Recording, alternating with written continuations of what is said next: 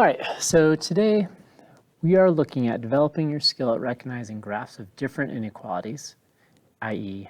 matching, and recognizing differences between strict and inclusive numbers and inequalities. All right, so here we go.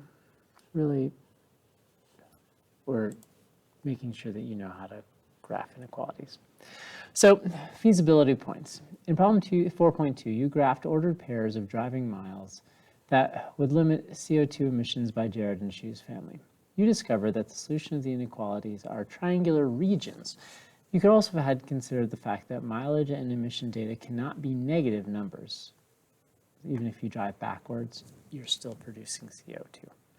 In other words, all feasible points are in the first quadrant, but some inequalities have solutions that are not limited to only positive numbers. For example, a solution to 3x plus 5y is greater than 15 would be negative 1, 5. And the region of feasibility points for such inequalities would be different for those for the CO2 emissions. Use what you've learned about graphs of linear inequalities to explore the possible shapes of feasible regions. All right.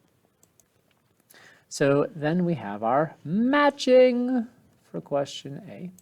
Question B, you're being asked to rewrite equations into slope-intercept form if they weren't already. And in question C, we have an inequality. What is different about this inequality compared to all of these? Now, it's something that we've talked about quite a bit, so you should be able to nail it down pretty quickly. All right, this is a fairly light investigation. Get to work.